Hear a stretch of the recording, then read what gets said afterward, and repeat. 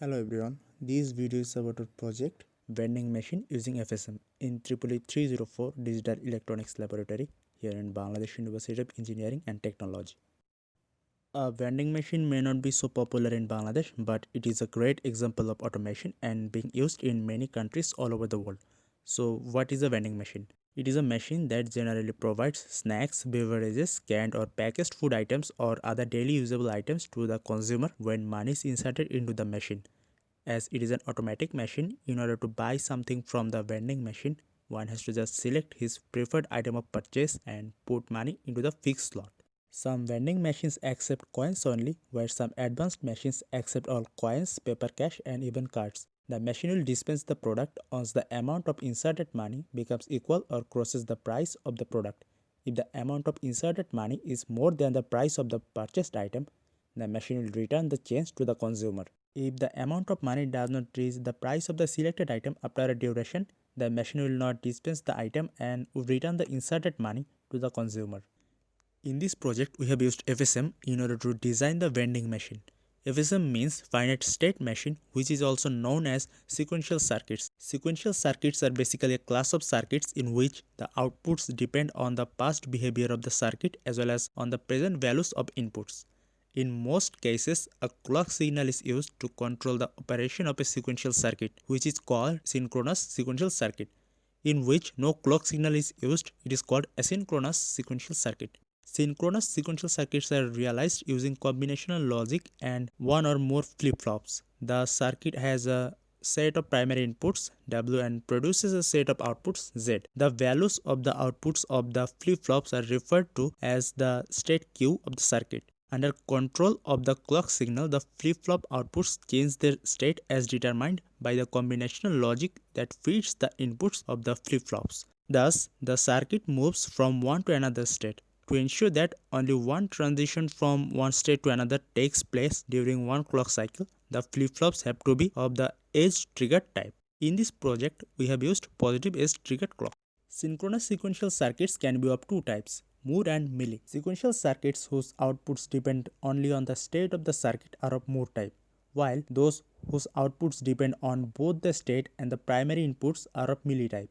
Here we have used Mealy type because our desired output depends on both the current inputs and state. Now I will be showing you the FSM mechanism in our vending machine. I have considered a product which costs 15 taka. If we look at the state diagram, there are three states S0, S1, S2 for a 15 taka item. The following numbers are written in this format: money in slash purchase, change. Money in indicates how much money I will insert at every state. Purchase indicates if the total inserted money crosses the price of the item by showing 1 or 0. Lastly, change shows the money returned by the machine at each state. Initially at S0, if I insert 5 taka, purchase and change both will be 0 and the machine will be at S1 state. At S0 state, if I insert 10 taka, both purchase and change will be 0 again. But this time the machine will be at S2 state. As you can see, for 5 taka, machine is at S1 and for 10 taka at S2 state. Then we can call them 5 taka state and 10 taka state respectively. At S0, if I don't insert money, no item is purchased and no money is returned. If I insert 20 taka at S0 state, purchase will be 1 and change will be 5 taka as the price of the item is 15 taka. As it does nothing before inserting money or after purchase, we can call S0 0 taka state.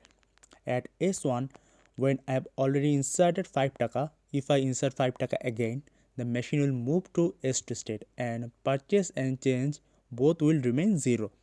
At S2 state, if I don't insert any more money, the machine will go back to S0 state in the next clock cycle and the previously inserted 10 taka will be returned.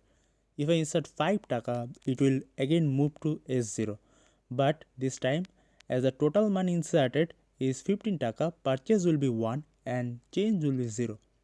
Similarly, for 10 and 20 taka at S2 state, machine will return to S0. Purchase will be 1 and change will be 5 and 15 taka respectively. At S1 state, if I don't insert money, the machine will go back to S0 and return 5 taka. If I insert 10 taka, machine will move to S0 state, purchase will be 1 and change will be 0. Similarly, for 20 taka, machine will move to S0 state, purchase will be 1 and change will be 10 taka. From the state diagram, we have formed the state table of this machine, followed by the state assigned table. In the output, Z denotes the purchase and C1, C2 denotes the change. From this table, we will find the expressions of capital Y2, Y1, Z, C2, C1 using K-map in order to form the circuits. You can see the expressions of Y1, Y2 using K-map. This is for Z and this is for C1 and C2. Similarly, we have taken two more types of products in consideration for this machine. One for 10 taka price and another for 20 taka price. We have followed the same steps as in for the 15 taka price product. We have designed this machine using Verilog code in Quartus 2 and circuit simulation in Proteus. Now, if I move to the codes, you can see the name of the main module is vending machine. I have taken two 1-bit inputs as clock and reset and one 2-bit input as cash in. This is basically the money input I will be giving into the machine. Then I have called a 1-bit output register purchase and three 2-bit output registers cash return, present state and next state. Here are some parameters denoting the value of each possible states of this machine. The parameter n basically selects the item. As Verilog is not too interactive like other programming languages, I have to set this value before. Here if n equals to 20, the machine will run for a product of 20 taka price. If n equals to 10, it will run for a 10 taka price product, and similarly for n equals to 15, it will run for a 15 taka price product. The main code is written in procedural statement format. I have called an always block which will run only for the clock's positive edge. Now if n equals to 10, the statements inside the if statements will be executed. When reset equals to 1, no state transition will happen. Present state and next state will be at 0. If reset equals to 0 and present state is at state 0 and no money is inserted, the next state will become state 0. Purchase and cash return will be 0. Here we have denoted 5 taka, 10 taka and 20 taka as 2B01, 2B10 and 2B11 respectively. 2B11 is 20 only for the money input. In all other cases written in this code, 2B11 means 15. If money input is 5 taka, next state will be state 1. Purchase and change will be 0. If 10 taka is inserted, next state will be at state 0. But purchase will become 1 and change will be 0. If 20 taka is inserted, purchase will become 1 and the machine will return 10 taka. If the machine is at state 1 and no money is inserted in the next clock cycle, the next state will be 0 and return the inserted 5 taka. For 5 taka, the next state will be at state 0 and purchase will be 1 with 0 change. Similarly, for 10 and 20 taka input, next state will be at state 0 and purchase will be 1, but change will be 5 and 15 taka respectively. We have followed the same process for n equals to 15 and n equals to 20.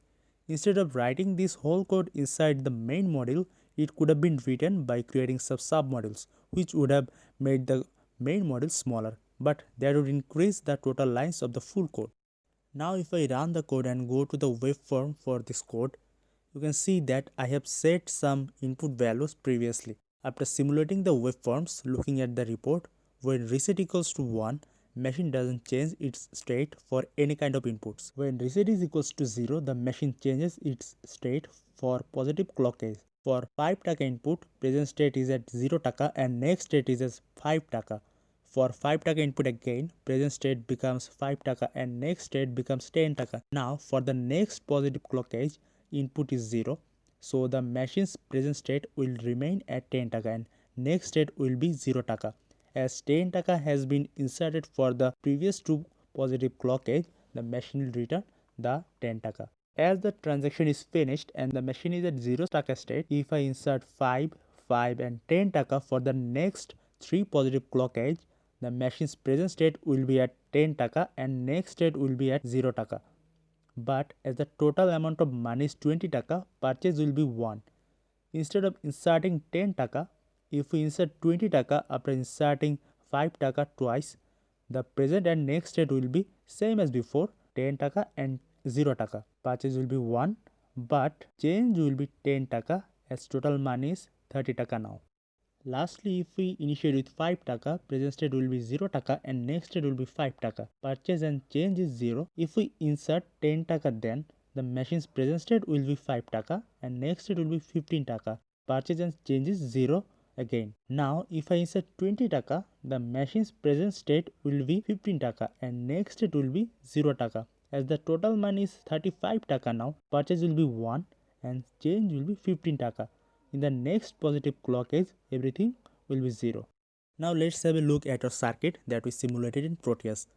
We have separated the whole circuit in 3 different parts: input panel, output display and the main sequential circuits. In the left side, we can see a block which has all the items in the vending machines. In order to keep everything a little realistic, we have enlisted those items whose price are within 10 to 20 taka range. Here are different kinds of chips, water and soft drinks items whose price vary from 10 to 20 taka. One has to first select the item, then proceed to give money input. These two logic toggles are 5 taka and 10 taka buttons. In order to give 5 taka input, this toggle has to be 1 and the other one has to be 0. In order to give 10 taka input, this toggle has to be 1 and the other has to be 0. If both the toggles are 1 at the same positive edge, the input is 20 taka. If both inputs are 0, then no money is inserted. We have connected the logic toggles with two D flip-flops because the pulse from the toggles may not be existing during the clock's positive edge. The flip-flops ensure that the pulse remains till the next positive edge. The 7-segment display called money in shows the money input. Every time the toggles are set 1, this display shows the number. At the right side of the circuit diagram, these two 7-segment displays show the output of the machine. One is total money input for an item, another is the money that the machine will return to the consumer. In the middle part, these huge circuits are our main sequential circuits.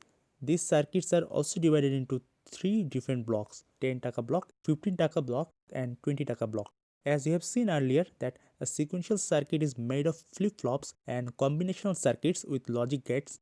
These circuits are formed by the previously obtained expressions from state diagrams. In this 15 taka block, we have 3 inputs: 5 taka, 10 taka and clock, which are individually connected to an AND gate with the signal coming from the item panel. Only if the price of the item is 15 taka, the inputs will work for this block. This combinational circuit denotes the expression of capital Y1 and this combinational circuit denotes the expression of capital Y2. Both Y1 and Y2 then enters into the flip-flops. These combinational circuits next to the flip-flops denote the expressions of output Z, C1 and C2. We connected logic probe in order to observe the values for each clock cycle. This part of the combinational circuit shows the total money input. These 6 logic probes denotes 5 to 30 taka serially. For the specific state, the probe will turn 1. Finally, these outputs are connected to the BCD to 7-segment driver with another combination of circuits followed by the 7-segment displays. Now, if I want to buy an Aquafina water bottle, I will press this logic toggle. You can see the logic probe for 15 taka block becomes 1 as the price of Aquafina is 15 taka. Now if I insert 10 taka twice, you can see money in is 10, total money is 20 and change is 5 and the machine says purchase successful. Now in order to clear the order and collect the item, I'll just press the reset button. Now if I want to buy a potato crackers, I'll select this toggle and the probe shows 1 for 10 taka block. If I give 20 taka input, total money input is 20 taka and change is 10 taka and purchase successful. But if I insert 5 taka and then stop for the next clock cycle, total money becomes 5 taka and at the next clock cycle, change becomes 5 and everything else becomes 0, which means the machine will return me the previously inserted 5 taka. Finally, I want to buy a bottle of Coca-Cola. The price says 20 taka. If I insert 5 taka 4 times, you can see the states are changing for each positive edge by looking at the logic probes. For the first 5 taka, the machine is at 5 taka state. For the second 5 taka, it is at 10 taka state, then 15 taka and 20 taka state. These outputs are connected to the 7-segment display through a BCD to 7-segment driver, which shows the total money. Once the machine reaches 20 taka, the purchase is complete. So that was a project video about vending machine using finite state machine. Because of this pandemic, the project was limited to software simulation only. If we get any chance to make any hardware implementation of it in future, we would love to do so. Thanks for watching the video with patience. Hope you liked it. If you have any inquiry, you can comment down here or send us an email. The link is given in the description below. Thank you.